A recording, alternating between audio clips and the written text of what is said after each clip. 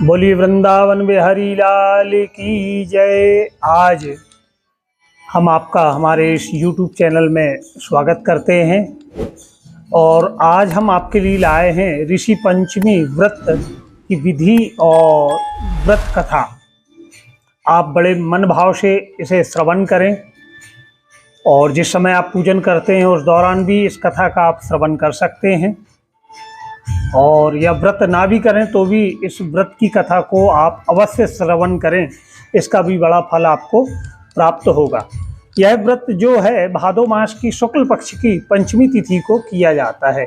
इसमें बड़े मन भाव से सप्त ऋषियों को चंदन से आप बनाएं या उनकी प्रतिमा मिट्टी की बनाएं और या पान पर बनाएं या केले के पत्ते पर सप्त ऋषि, जिसमें कश्यप, अत्रि, भारद्वाज, विश्वामित्र, गौतम, जमदग्नि, वशिष्ठ जी और माता अरुंधति, इन सभी का विधिवत पूजन अर्चन आपको करना है। और यह व्रत क्यों किया जाता है? यह व्रत माताओं बहनों के द्वारा यह व्रत धारण किया जाता है। सप्त ऋषि पंचमी का यह व्रत बड़ा ही फलदायी है और यह व्रत भादो मास की शुक्ल पक्ष की पंचमी को होता है। पतिव्रता स्त्री का धर्म यह है कि वह सूर्योदय के पूर्व ही ब्रह्म मुहूर्त में बिस्तर को त्याग दे और अपने नित्य कर्मों से निवृत्त होकर गंगा जी में स्नान करें। अगर आपके नज़दीक गंगा जी ना हो तो किसी नदी सरोवर में स्नान करें, वह भी ना हो तो घर पर ही आप जल के पात्र में थोड़ा सा नर्मदा जल, गंगा जल या गोमूत्र डालकर तीर्थों का ध्यान करते हुए उस जल से स्नान करें।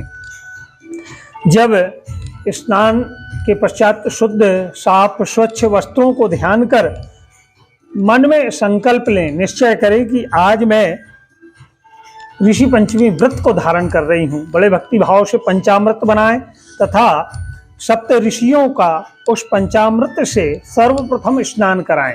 तत्पश्चात शुद्ध जल से स्नान करा के शुद्ध वस्त्र को सुखाकर आसन पर विराजमान सप्त ऋषियों को कराएं। तत्पश्चात सप्त ऋषियों के निमित्त चंदन, अगर, कपूर आदि की गंध देवे और फूल धूप चढ़ावें। उनके सम्मुख दीपक जलाकर कलश के सम्मुख रखें।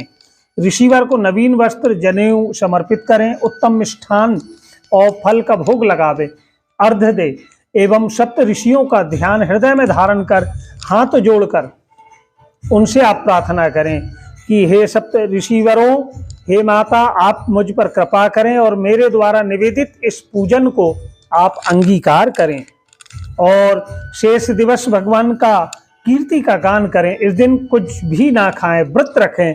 संध्या के समय शरीर को पुनः शुद्ध करें और भगवान का ध्यान धारण करें। अपने लिए जो फलाहार आपने बनाया है उसे भगवान को अर्पित करें। तत्पश्चात उसे आप ग्रहण करें। भोजन ग्रहण करके देव दर्शन को जावे। रात्रि के समय में भगवान की लीलाओं को पढ़ें अथवा श्रवण करें। ब्रह्मचर्य से रहें। मन ही मन सप्त ऋषियों का मन में ध्यान करते रहें। उनके विमल चरित्रों का गान करते रहें। जो स्त्री पुरुष इस महान व्रत को धारण करते हैं वह इस लोक में धन्य धान, पुत्र से पौत्र आदि समस्त सुखों का सेवन करते हुए अंत के समय में परम धाम को जाते हैं। और अब ऋषि पंचमी व्रत की कथा आरंभ हो रही है। इसे भी आप बड़े मन भाव से श्रवण करें। एक समय राजा श्वेताश्व धर्म का अर्थ जानने के लिए श्री ब्रह्मदेव के ब्रह्मलोक को गए। ब्रह्मदेव को प्रणाम कर कहने लगे कि हे ब्रह्मदेव, आप धर्म के प्रवर्तक हैं, गूढ़ धर्मों को जानने वाले हैं। आपके मुख से धर्म की चर्चा का श्रवण कर मन को बड़ी शांति मिलती है। आपने मुझे नाना प्रकार के व्रतों के विषय में उपदेश दिए हैं।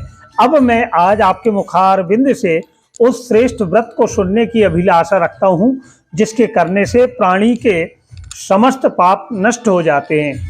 राजा के इन वचनों को श्रवण करके भगवान श्री ब्रह्मदेव कहने लगे, हे नृप श्रेष्ठ, तुम्हारा प्रश्न अत्यधिक उत्तम है और तुमको मैं अत्यधिक गुप्त एक व्रत जिससे समस्त पाप नष्ट होते हैं वह कहता हूँ। यह व्रत जो है वह ऋषि पंचमी के नाम से विख्यात है। इस व्रत को ग्रहण करने से प्राणी अपने पापों से सहज ही मुक्त हो जाता है, उसे नरक में कदापि नहीं जाना पड़ता।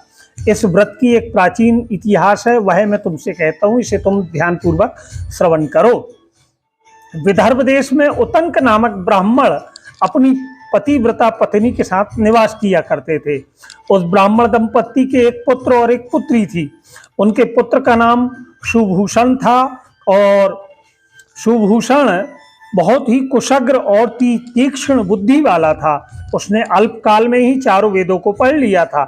हे राजन, उतंक ने अपनी पत्नी की सलाह से अपनी पुत्री का विवाह एक सुयोग ब्राह्मण के साथ किया, किंतु भगवान की गति कुछ ऐसी थी कि वह ब्राह्मण कन्या विवाह होने के पश्चात कुछ समय बाद विधवा हो गई, अथवा विधवा होने के पश्चात वह ब्राह्मण कन्या अपना धर्म का पालन करते हुए अपने पिता के यहाँ रहने लगी और वहीं समय व्यतीत करने लगी। विधवा कन्या के दुख से दुखी होकर उतंक अपने घर बार को अपने पुत्र को सौंपकर अपनी स्त्री और कन्या को लेकर गंगा जी के किनारे एक आश्रम बनाकर रहने लगे और वेदों का पठन करने लगे। और कुछ ब्राह्मण बालक उनके आश्रम में वेद पढ़ने के लिए आने लगे।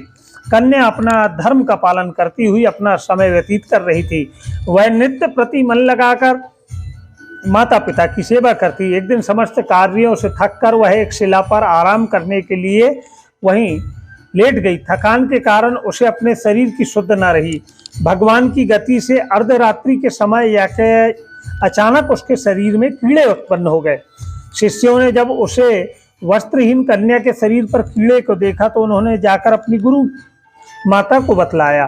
कन्या के शरीर में कीड़े पड़ जाने के कारण श्रवण कर वह ब्राह्मणी करुण विलाप करने लगी और उस शिला के पास गई जहां उसकी वस्त्र विहीन कन्या बेसुध पड़ी थी। उसके शरीर पर कीड़ों को देखकर वह बहुत दुखी हुई और रोने लगी। विलाप करते हुए जब ब्राह्मणी अचेत हो गई तब उसे चेतना आई तो अपनी सोती हुई कन्या को गोद में उठाया और अपने पति उतंग ऋषि के सामने ले जाकर रख दिया। कन्या की दशा को दिखाते हुए उस ब्राह्मणी ने अपने पति से कहा, हे स्वामी, आप कृपा कर मुझे यह बताएं, मेरी यह साध्वी कन्या की दुर्दशा किस दुष्कर्म के कारण हुई। अपनी भार्या को बातों का श्रवण करके उतंग ऋषि थोड़ी देर के लिए शांत हुए, हृदय में भगवान का ध्यान करने लगे। उन्होंने अपनी ज्ञान शक्ति के द्वारा कन्या के पूर्व जन्मों की समस्त वृत्तांतों को जान लिया। तब अपने नेत्रों को खोलकर कहने लगे, हे प्रिय, यह कन्या अपने पहले से 7वें जन्म में एक ब्राह्मणी थी। इस समय इसने एक समय रजस्वला होते हुए भी घर के समस्त बर्तनों को छू लिया था। उसी पाप के कारण इसके शरीर में कीड़े पड़ गए। और हे अनघे, रजस्वला स्त्री पहले दिन चंडालिनी, दूसरे दिन ब्रह्म हत्यारिणी, तीसरे दिन रजक अर्थात धोबी की स्त्री के समान होती है। चौथे दिन वह स्नान करने के पश्चात ही शुद्ध हो जाती है। इसने शुद्ध होने के बाद भी अपनी सखियों के साथ ऋषि पंचमी व्रत को देखकर भी उस व्रत का आदर नहीं किया। व्रत के दर्शन के प्रभाव से इसे तो इस जन्म में उत्तम ब्राह्मण कुल प्राप्त हुआ, परंतु उस व्रत का तिरस्कार करने के कारण इसके शरीर में कीड़े पड़ गए। मुनि के वचनों को सुनकर सुशीला कहने लगी, हे स्वामी, जिस व्रत के मात्र दर्शन से यह आपके इस उत्तम कुल में इसका जन्म हुआ, जिसका तिरस्कार करने से इसके शरीर में कीड़े पड़ गए, उस महान आश्चर्यजनक व्रत को आप मुझे बतलाएं। उतंक ऋषि प्रसन्न होकर कहने लगे, हे सुशीले, यह व्रत समस्त व्रतों में उत्तम है। इसके प्रभाव से समस्त पाप नष्ट हो जाते हैं। इस व्रत को धारण करने वाला निश्चय ही दैहिक, भौतिक और दैविक तीनों प्रकार के कष्टों से छूट जाता है। इस व्रत को धारण करने से स्त्री सौभाग्य को प्राप्त करती है। यह महान व्रत भादो मास की शुक्ल पक्ष में पंचमी को होता है। स्त्री को चाहिए कि वह गंगा इत्यादि पवित्र नदियों के जल से स्नान करे और तब नित्य कर्म को करे। विधि विधान से पंचामृत बनाकर श्रद्धा भक्ति सहित सप्त ऋषियों का स्नान करावे। चंदन, अगर, कपूर आदि गंध दे, पुष्प, धूप, दीप आदि निवेदित करें। पवित्र वस्त्र, यज्ञोपवित्र सहित उत्तम फलों और मिष्ठानों का भोग सप्त ऋषियों को लगावे तथा अर्घ दे। तब सप्त ऋषि कश्यप, अत्रि, भारद्वाज, विश्वामित्र, गौतम, जमदग्नि और वशिष्ठ जी का ध्यान धारण करके इस प्रकार प्रार्थना करें, हे श्रेष्ठ ऋषिवरों, आप मेरी इस पूजन को स्वीकार करें और मुझे कृतार्थ करें, मेरे द्वारा निवेदित अर्ध भोग आदि को आप स्वीकार करें। इस प्रकार जो स्त्री ब्रह्मचर्य का धारण करते हुए इस व्रत को धारण करती है वह उत्तम फल को प्राप्त होती है। इस व्रत का फल समस्त तीर्थों के दर्शन के समतुल्य होता है और जो स्त्री सुख पाने की इच्छा से इस व्रत को धारण करती है वह सुंदर स्वरूप और उत्तम गुणों से परिपूर्ण हो पुत्र पौत्र आदि को पाती है। इस लोक में उसे समस्त भोग प्राप्त होते हैं और परलोक में भी अक्षय गति को वह प्राप्त होती है। इस ऋषि पंचमी व्रत के प्रभाव से उसे अपने पूर्व जन्म का स्मरण बना रहता है। यहाँ पर ऋषि पंचमी व्रत की कथा परिपूर्ण होती है और भविष्योत्तर पुराण के अंतर्गत एक और कथा ऋषि पंचमी की है, आप उसे भी श्रवण करें। युधिष्ठिर ने प्रश्न किया, हे देवादि देवेश, मैंने आपके मुख से अनेक व्रतों का श्रवण किया, अब आप कृपा कर मुझे समस्त पापों को नष्ट करने वाले उत्तम व्रत सुनाए हुए। राजा के इन वचनों को सुनकर श्री कृष्ण जी कहने लगे, हे राजेंद्र, अब मैं तुमको ऋषि पंचमी व्रत का कथा सुनाता हूं, उसे तुम ध्यान पूर्वक सुनो, जिसको धारण करने से समस्त पापों से छूटकर स्त्री सुख से जीवन व्यतीत करती है। हे राजन, जो स्त्री रजस्वला होकर घर गृहस्थी के कर्म में प्रवृत्त होती है, समस्त वस्तुओं को छू लेती है, वह अवश्य ही नरक में जाती है। अतः चारों वर्णों के लोगों को चाहिए कि रजस्वला स्त्री को घर का कार्य ना करने दे।